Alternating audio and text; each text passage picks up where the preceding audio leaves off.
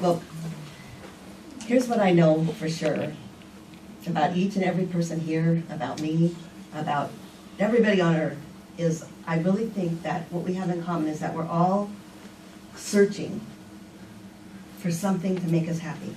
We're here, for a feeling. We're here to feel, right? Happy, to feel joy. And you can look at it. Actually, I was thinking about it as Andrew was singing. It's like there was a note you hit that resonated, and it just like brought this joy, this feeling, this joy through my heart. And that's what we're seeking, every one of us, no matter what we're doing in life. We could be going to the store, eating, drinking. We search for that feeling that I just felt in everything in our life. And there isn't anybody that doesn't. We seek it in crazy ways, right? Crazy ways. But that's what it is. It's that God. Honestly, that's what it is.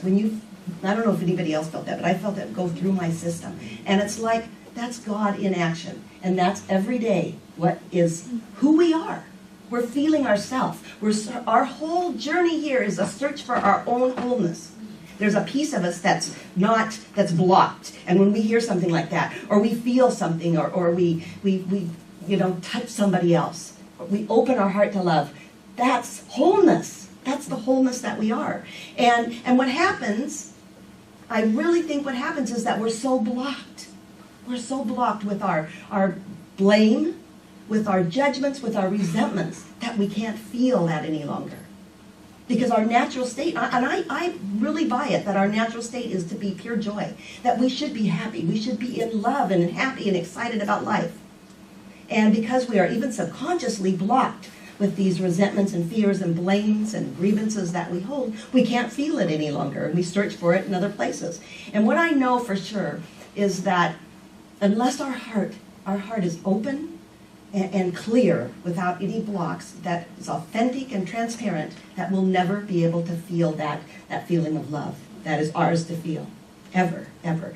And so our whole journey then is about removing those blocks. It's about being able to look at the stuff that's in us and let it dissolve so that we can feel that happiness.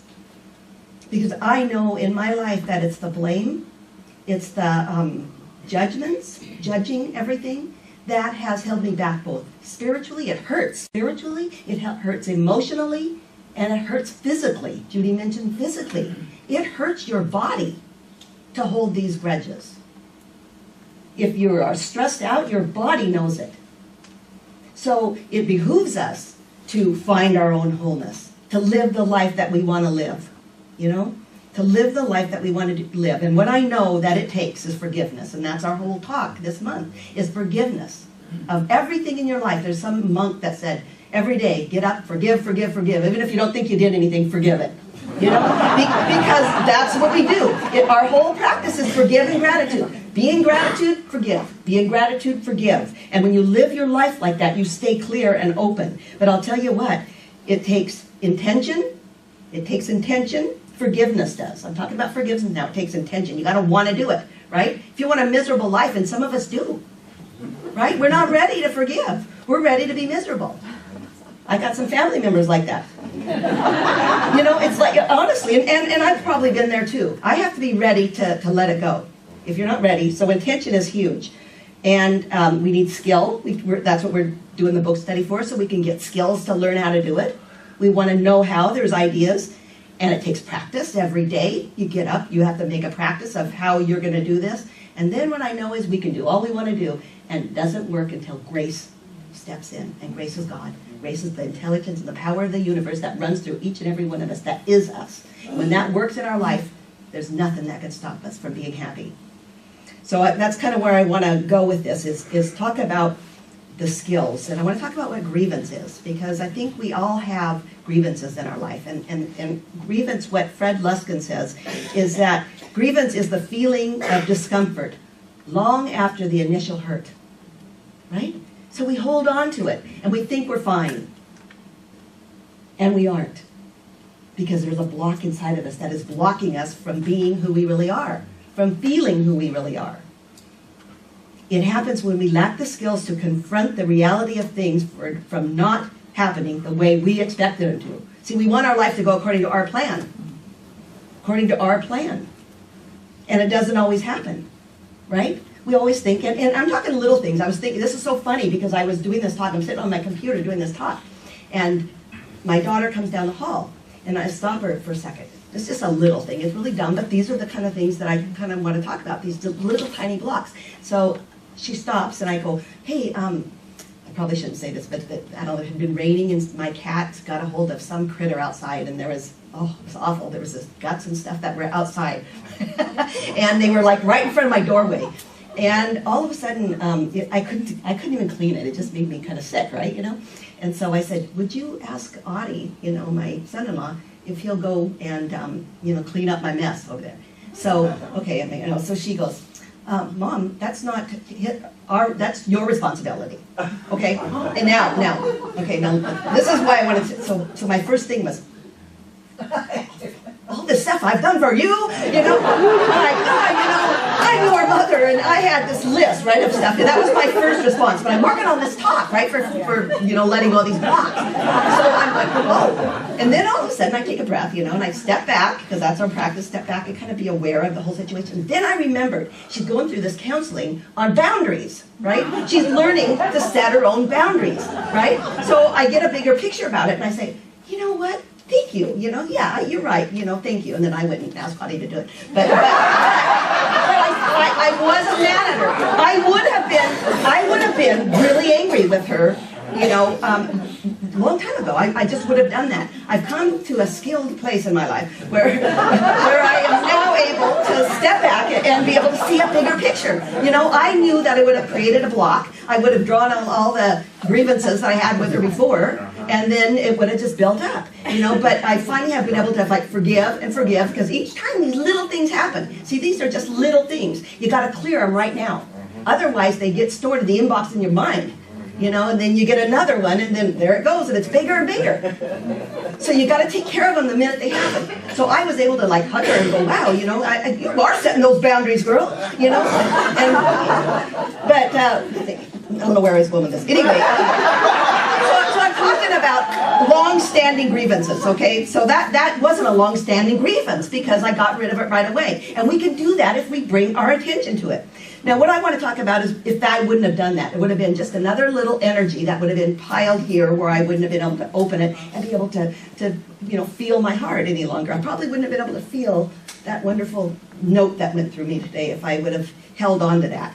So here's what Luskin says about these long-standing grievances. He says there's 3 components to it.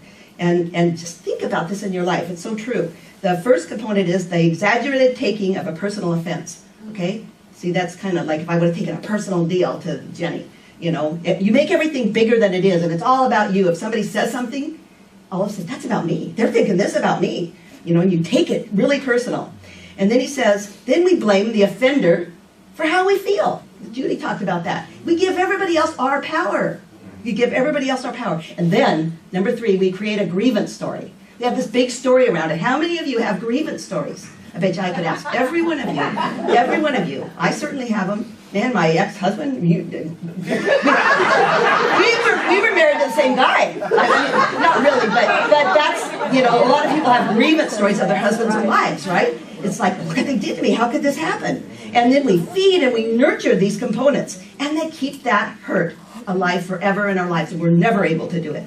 So quickly, what I want to do is go through these things, taking things personal. Here's what Luskin says, and we'll get into this deeper in our book study, but he says that everything has an impersonal and a personal component to it, right? So, yeah, you know, I'm devastated. My husband, you know, ran off with my best friend, and go on and on and on, you know. It was just devastating. But guess what? That happens to other people too. Actually, it does happen. I've heard it on Oprah. Okay, so it happens to other people. Your house gets robbed. You get this, you know, personal story. Doesn't mean you don't feel it. Of course you feel what goes on. But you quit making it personal after a while. You realize that hurt just happens in life. That's part of humanity. Hurt. You feel it.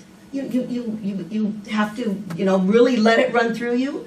But it's when you hang on to the hurt long after, that we've got a problem. He talks about, actually in there, that we should have 1 or 2 trusted people that we're able to share, something with. 1 or 2 trusted people. But we don't need to repeat our story over and over and over. And I'm thinking, my God, how many years was it? I told everybody everything. And every time I did it, I got more mad. Well, I was telling you my story the other day. I didn't get mad about it anymore because it's kind of healed, but it's like, and now it's kind of funny. But it's like, wow, you start to work yourself up and you create the stress from a hurt that happened 20 years ago.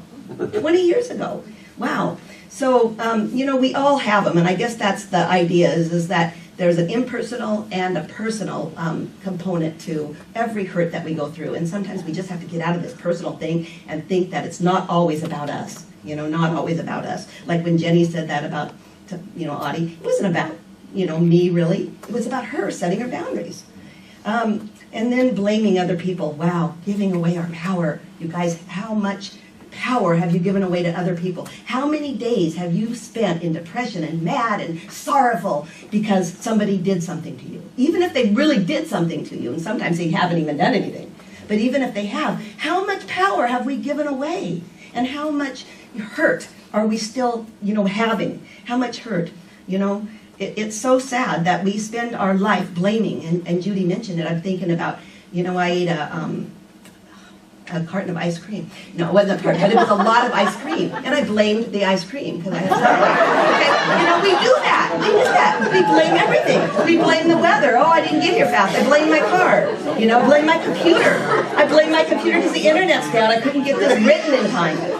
Our whole life is like blame, blame, blame. So we spend our life that way instead of taking responsibility. Judy mentioned it, man. We just have to take responsibility for our lives. We are the creator of our lives. We create it. You are the movie director of your life, and we have the power and the responsibility to know that, and then to act from that place. Be the director, of your own life. Feel your stuff because life hurts, but then move on.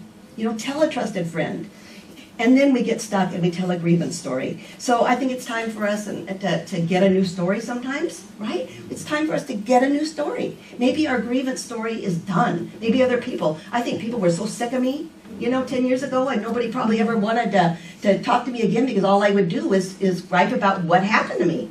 And I needed to talk, and so that's what counselors are for, and that's what a few close friends are for. That's what support groups, that's what we do here sometimes in different groups. But after 10 years, get a new story, right? Get a new story. And so you create a new story, and hopefully, and when I was telling you my story, the other day when we were eating lunch, and I'm telling her part of the story, you haven't heard the good part yet. But the truth is, it was not anymore a grievance story. It had turned into a success story, right? So our stories can turn into success stories because I became so skilled and so spiritual because I moved through it. I'm kidding about that, but I have moved through that part, and my story now is a different story than it was. It's a different story than this poor victim whose husband left her, right? I became the victor, and that's what we all can do when we get a whole new story. So, what's our job? Man, our job is to just stay present with what is going on in your life. Whatever is happening in your life, feel it. Don't bury it. Don't pretend that there's nothing wrong with your life. Feel it. Know that you need to get through it. Bring your power to it. Know that you're not the victim. Don't take it so personally. Step out a little bit. And then realize, when we hold on to these bonds, they're like steel links to these grudges. And we go through life with these links of blame and grievances, and we don't have to do it. We don't have to. It's ours to cut it off so that we can experience the power of who we are, this love of who we are, this open, authentic heart. The only way we're going to feel that power of joy and that power of love that is ours is when we can open our heart. And the only way that we can open our heart is when we can let go of the grievances. And then we will feel the power that we're supposed to feel and feel the love that we are. Thank you.